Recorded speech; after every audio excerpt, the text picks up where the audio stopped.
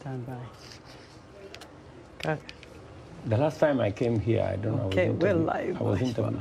All right, okay, we'll start again. Hey, I think we are ready. Thank you so much, everybody, for joining us on Africa 54 live on Facebook. Here in the studios of the Voice of America, I'm joined by Kenya's Deputy President, William Ruto. Honorable William Ruto, thank you so much for making it to the Voice of America. Thank you very We're so much. happy to have you live on Facebook. Let's deal with the issues of the day. You are running for the top seat in Kenya on August 9th, right? That's correct. What's your vision for Kenya? Why do you want to become the next president of Kenya?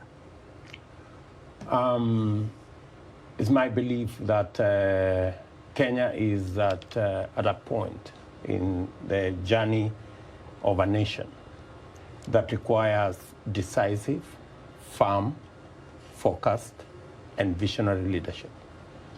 And I believe that I have the qualities to take Kenya to the next level. I and my team, we have developed a plan, and we have a track record. I have been deputy president for 9 years. I have clarity in where this country is. I have clarity on where it should go from here. There are things we have done over the last 9 years that have given me the persuasion that indeed we can make Kenya a different country in a very short while. Let's digest that for a little bit, I am Deputy very President. confident because that Kenya can go to the next level. you have a vision, and you have been Deputy President for the last 9 years. Correct. What are the things that didn't go well that you feel once you become the President of Kenya, you will make right? Precisely. When we came into office in 2013, we set about going to build a foundation. And that foundation, we appropriated that we needed to build a solid foundation of infrastructure, of training, of energy distribution. On the foundation of infrastructure, we built 700 kilometers of rail.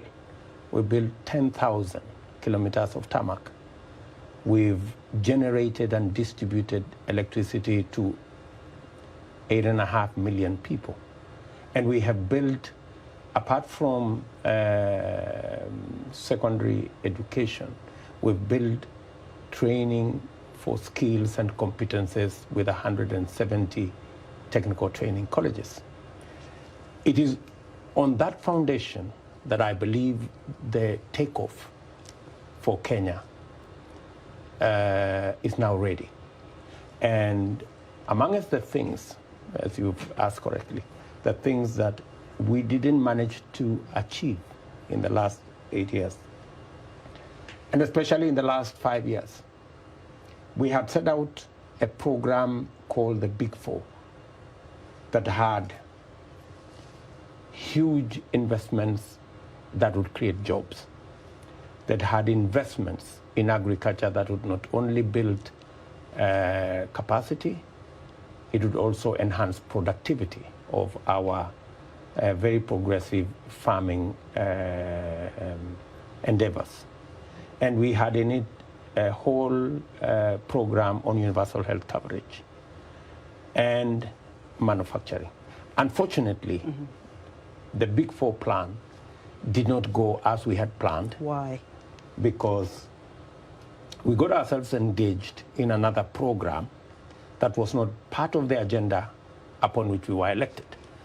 And the program was what you know, or what is now called as the handshake and the BBI and everything else that went in that direction. I get it, but before we get to the BBI, the Building Bridges Initiative that President Kenyatta started, and then, of course, the handshake with his former rival, Honorable Raila Odinga. What happened between the two of you? And I'll ask you this because when the two of you were, I'm going to say the Kenyan way, were roasting at the ICC, you both got exonerated, you went back to Kenya. Yes. You became like brothers. You actually used to dress the same way, same suits, same ties. I mean, Kenyans were mesmerized. The world was. The people who knew, oh, these guys came back. They are like brothers. They are fighting. They want to become president and deputy president. You worked it out. And you see, for Kenyans, they yearn for cohesion. They yearn for harmony. And they hadn't seen that in a long time. This is a country of more than 40 ethnic languages and communities. So they saw something good in that, and they voted you in. The first term went well. The second term, where did the fallout between you, Deputy President Ruto, and President Uhuru Kenyatta come from? What happened? Tell us. History is going to be written one day, and I'm sure details will be out there. But let me say the following.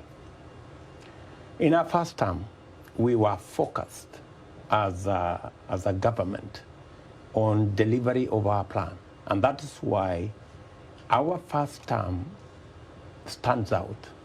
Every legacy program President Uhuru Kenyatta will go home with is the programs of the first term.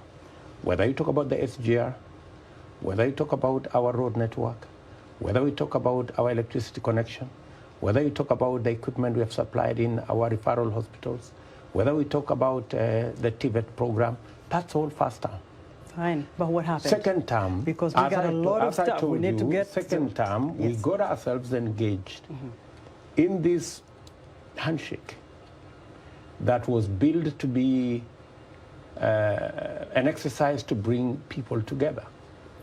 And as President Kenyatta has said, I was briefed. President Kenyatta informed me. In fact, before Raila Odinga engaged President Kenyatta, he tried to engage me. And it's in the public domain. But is there anything wrong to build bridges? Absolutely. There is Wasn't that problem. A good thing? Like reach out to the problem. opposition, build Kenya? There was no problem. But the things we had agreed upon as forming part of the handshake, it mutated into something else. We didn't discuss, for example, that it would be an exercise to kill the opposition and to kill oversight. We didn't discuss, for example, that members of the ruling party would be jettisoned so that members of the opposition can occupy committees in parliament. We didn't agree, for example, that this was an exercise in changing the constitution.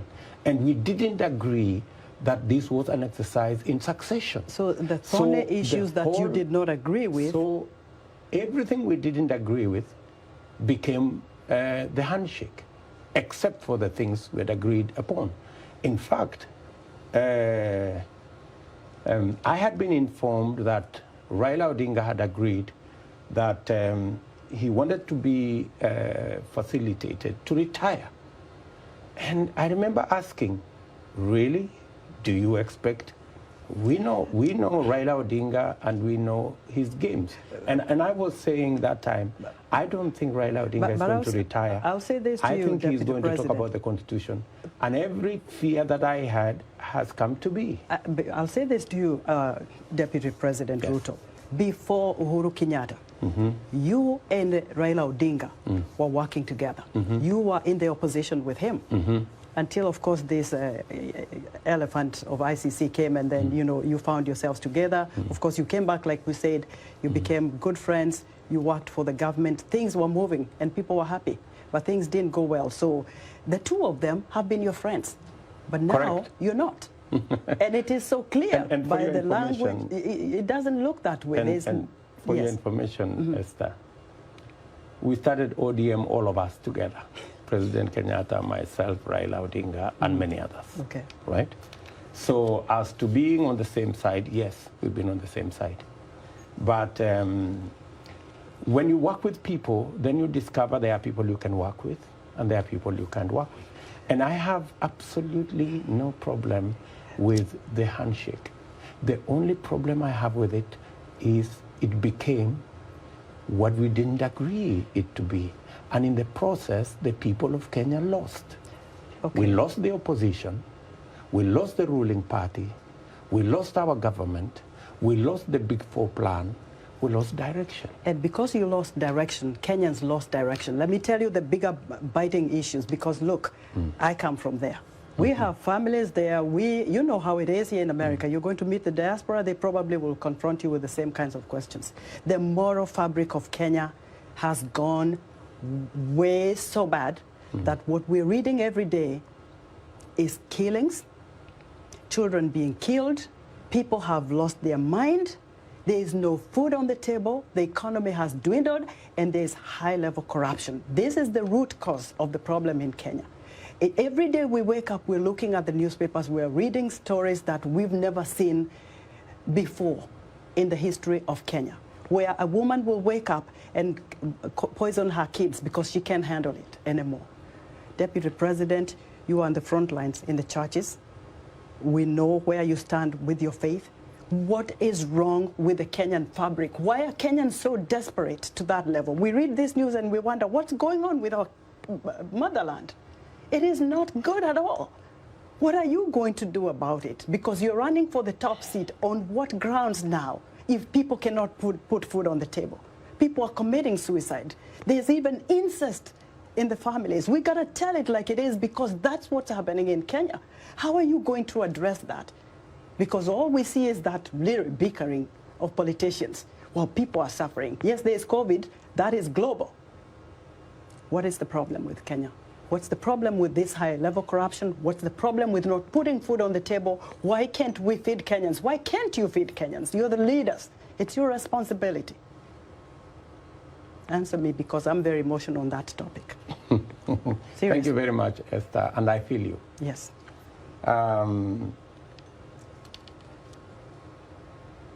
To be able to diagnose the problem of Kenya in this interview, we will not do justice to it. Well, highlight a few things. So I'm going to give you the broad picture.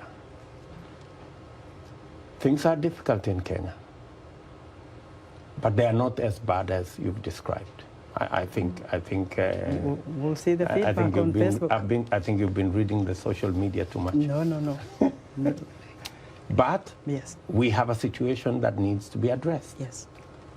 And that situation is not out of control.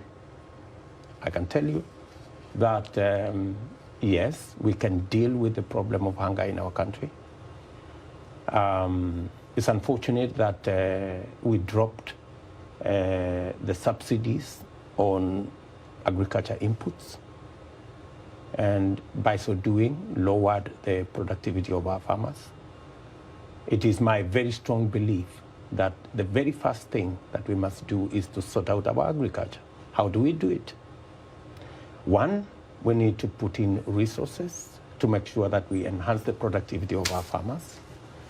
That productivity of our farmers, whether you're talking about milk, whether you're talking about tea, whether you're talking about coffee, whether you're talking about sugarcane, maize, wheat, rice, enhancing productivity is the way to go. And we have all the planks in place to enhance the productivity of our farmers, because it is through enhancing the productivity of our farmers that we can produce food in enough quantities, be able to lower the price of those quantities, and be able to make sure that every Kenyan can afford a meal. As a result of the economic challenges, you've said correctly, brought about by COVID, but again, brought about by an economic model that doesn't carry everybody, because of trickle-down economics. Fewer people are included in the economic cycle, and the majority are left out. So, and that is why we are proposing, the team that myself, Musalia Mudavadi, Moses Wetangula, and many other Kenyans lead, are proposing a bottom-up economic model that puts money in people's pockets. And that takes me and it is an innovation, and it is a realization that even in this country, they believe that the trickle-down economic model hasn't worked. Okay. I heard Joe Biden 2 days ago say exactly that. I hear that, Deputy President. So that brings me to your moniker, the Hustler Nation. How viable is that? And for people who probably don't know what the Hustler Nation is, it's like you want to say you started way poor. You are out there, you know, hustling to make ends meet. But a lot of people don't buy that either. They feel that you've been in a political, you know, path for a long time with former President Daniel Arap Moi. So you've been able to make some money. You've been able to do okay. And a lot of people who are hustlers, they're people who can hardly put food on the table or have 2 meals a day. And so how do you, what's your vision of this Hustler Nation? How are you going to build that up for people who can't even afford a meal a day? The Hustler Nation is about an economy, and it's about an economy that works for everybody. The Hustler Nation is not about rich people versus poor people. That's not what it is. The Hustler Nation is about a nation of possibilities, a nation that gives equal chance to every citizen and provides a ladder for every citizen to climb up the economic ladder. And if you listen carefully about our proposals on the bottom-up economic model, it's about the people who have no jobs. How do we create jobs deliberately? How do we put resources where we can deliberately create more jobs so that we can get people off the streets into work? Give me some samples of that, because it's your vision. How do you do For that? example, yes, in our Big Four plan, we had a whole program on social, low income, low cost housing. It wasn't about the houses, it was about the jobs. And for your information, we got close to 4 trillion Kenya shillings of commitments of people who are ready to partner with the government of Kenya in that program. However, and unfortunately, that program hasn't taken off because we have been busy doing the BBI and the rest of it. So these are deliberate programs. The second item is to make sure that the 10 million odd people who are in the micro, small, and medium enterprise space, who today have no access to credit. They pay as much as 1,000, maybe 2,000, sometimes 3,000% a year, while corporates pay 10% a year. So it's about access to credit for small business. It's about access to inputs for farmers. It's about access to opportunities for young people. That is what this is all about. That is what bottom-up is all about. How do you get the people at the bottom of the pyramid who have jobless to jobs? How do you get people at the bottom of the pyramid who have no access to credit to access credit? Let's get How on. do you get our peasant farmers to access for a long time, Deputy President, and inputs? Corruption has been endemic in Kenya, and you know that. We've seen, millions of shillings taken. And I was going to take one of your ally now, Governor Waiguru, but she didn't, make it for this interview. Because when she was the devolution cabinet secretary, 95 million shillings disappeared. And part of it was a big scandal.